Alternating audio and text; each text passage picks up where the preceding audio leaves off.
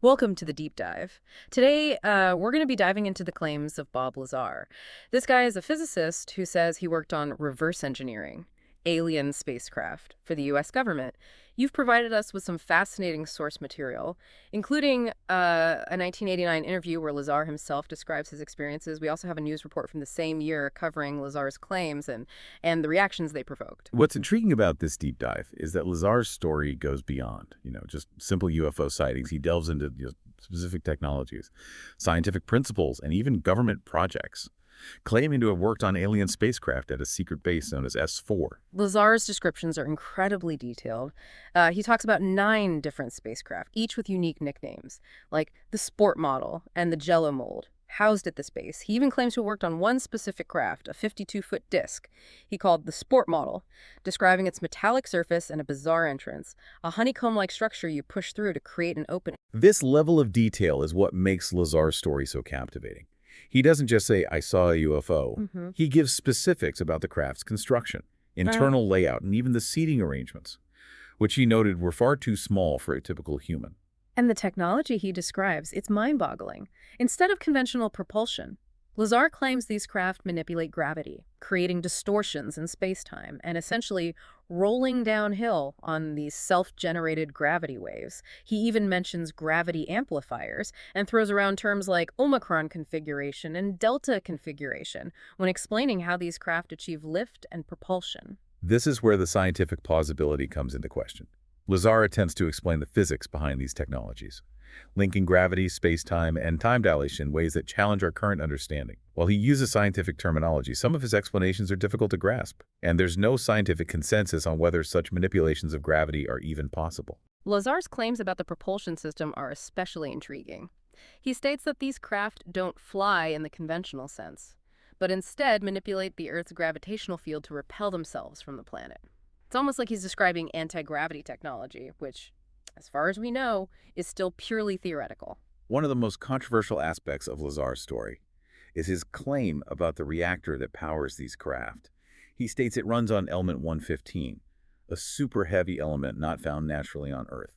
You actually provided us with an article on the synthesis of element 115, which is incredible because it shows that what was once purely theoretical is now a scientific reality. So Lazar was right about element 115 existing. Does that lend credibility to his other claims? It's not that simple. While we can now synthesize element 115 in labs, the quantities we can produce are minuscule and incredibly unstable.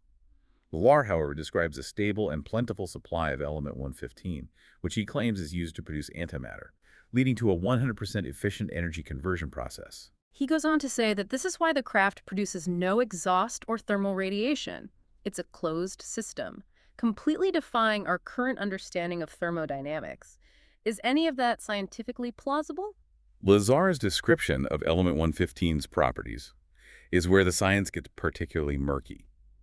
He attributes its stability to something called the island of stability, a theoretical concept in nuclear physics, suggesting that certain super-heavy elements might have unusually long half-lives. While this concept exists, it's still largely in the realm of theoretical physics. It's fascinating that Lazar was talking about these things back in 1989, years before element 115, or moscovium as it's now known, was synthesized in a lab. But even if a stable form of element 115 exists, could it really be used to produce antimatter in the way he describes? That's a question that pushes the boundaries of our current knowledge. Lazar's description certainly raised more questions than answers. While antimatter itself is a real phenomenon, producing and containing it in the quantities Lazar describes would require technology far exceeding our current capabilities. And he doesn't shy away from describing the potential dangers of this technology.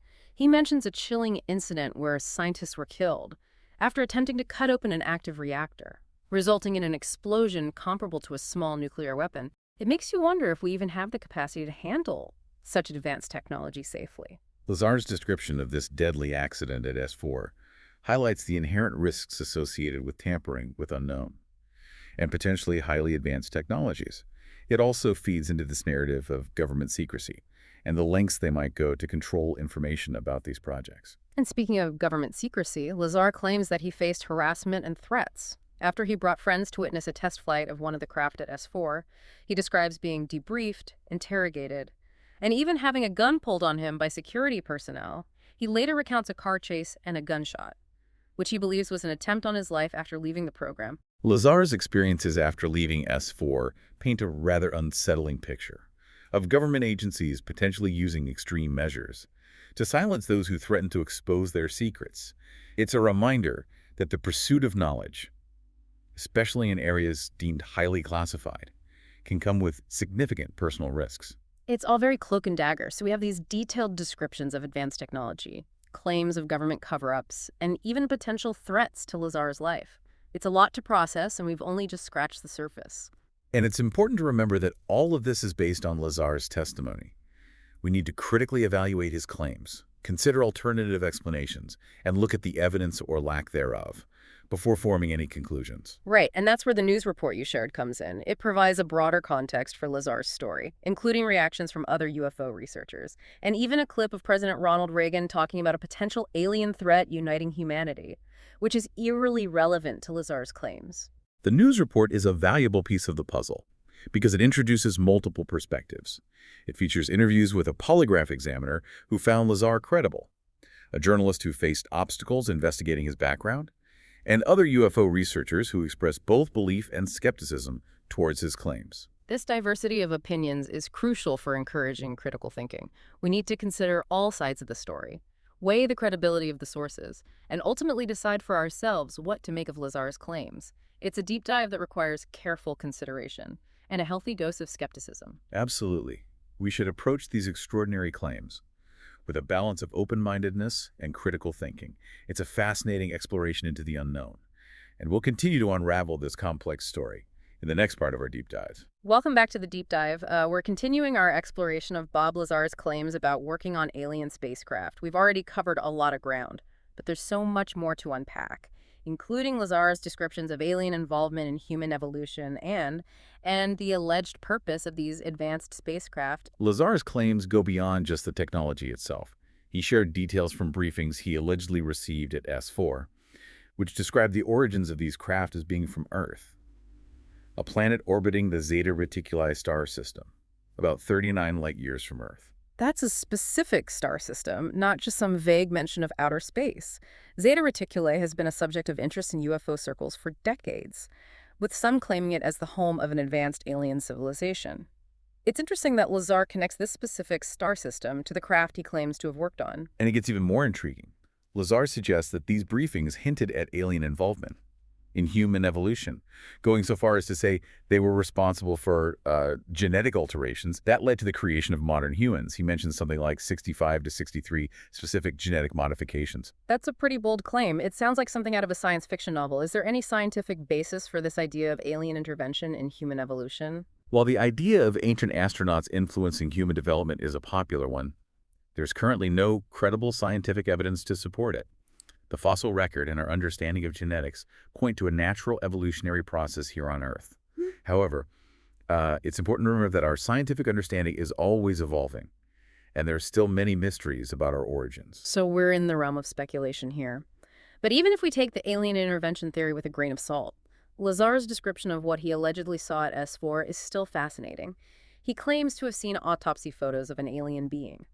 That fit the typical gray alien description: small stature, large head, and big eyes. These details, whether true or not, tap into our deepest fears and fascinations about extraterrestrial life. It raises questions about their intentions. Are they benevolent explorers, or something more sinister?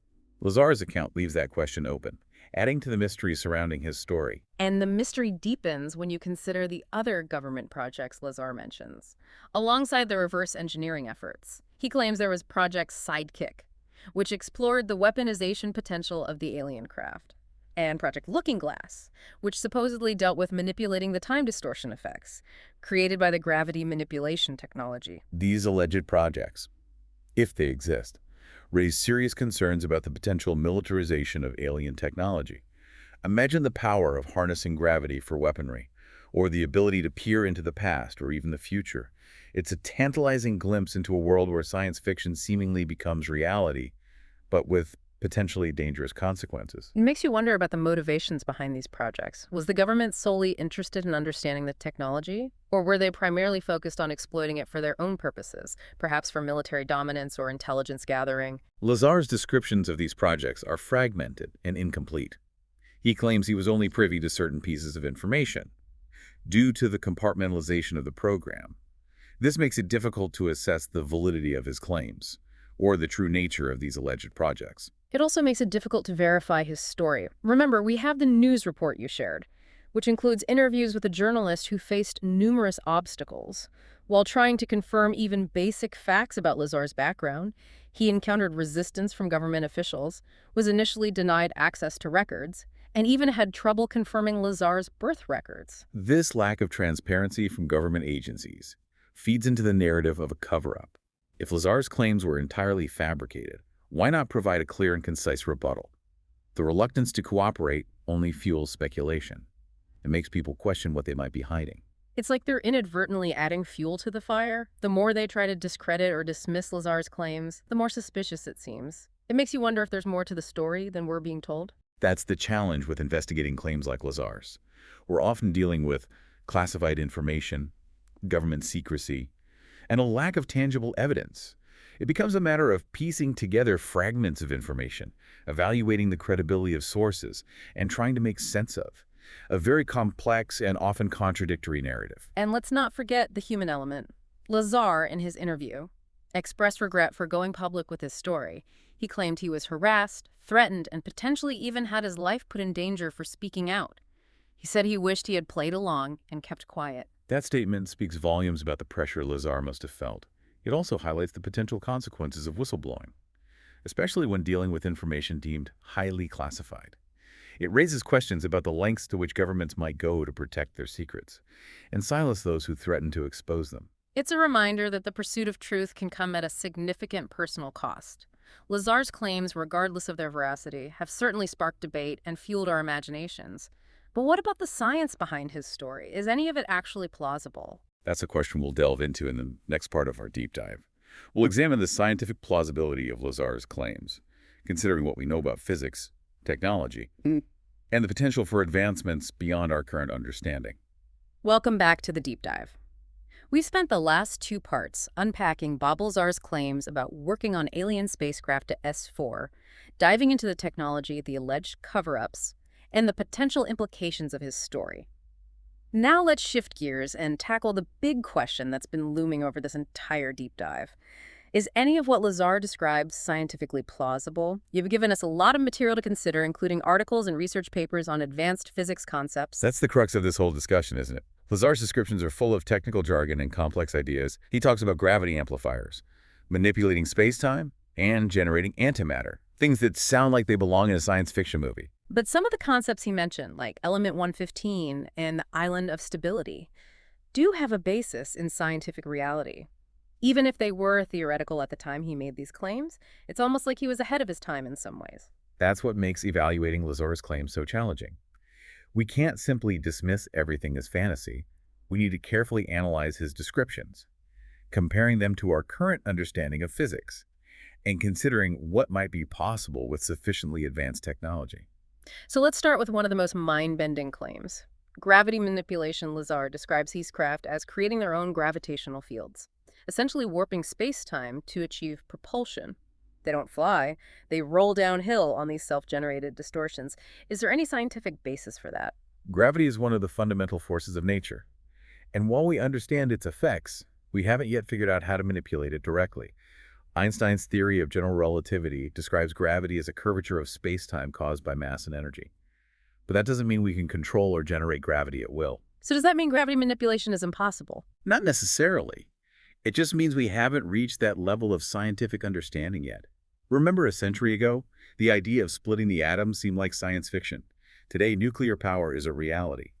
Perhaps Lazar's descriptions represent a technology so far beyond our current capabilities that it seems like magic to us now. It's like trying to explain a smartphone to someone living in the 1800s. They wouldn't even have the framework to understand the concept. But that doesn't mean smartphones aren't real. Exactly. The history of science is full of examples where seemingly impossible ideas eventually became reality. However, we need to be cautious about jumping to conclusions based on anecdotal accounts alone. Extraordinary claims require extraordinary evidence. And what about the reactor powered by element 115, or moscovium as we call it now? Lazar described it as producing antimatter. which then annihilates with matter releasing enormous amounts of energy. Is that concept at least grounded in real science? Yes, antimatter is real, and we've even created small amounts of it in labs. When antimatter and matter meet, they annihilate each other, releasing a tremendous amount of energy, as predicted by Einstein's famous equation E means c so ta. The problem is that producing and containing enough antimatter to power a spacecraft is far beyond our current technological capabilities. So while the basic concept of antimatter as an energy source is valid, the scale and practicality of what Lazar describes are questionable, to say the least. Precisely. And that's a recurring theme when analyzing Lazar's claims. The individual components he describes often have roots in real science, but the way he combines them and the scale at which he suggests they operate are often far-fetched based on our current understanding. So we're left with this intriguing mix of scientific plausibility and technological leaps that seem almost impossible. It's like trying to solve a puzzle with missing pieces. Some of the pieces fit, but others leave us wondering if they belong to a different puzzle altogether. That's a great analogy. Lazar's story is full of these tantalizing hints and clues, but we're missing crucial pieces of information to complete the picture.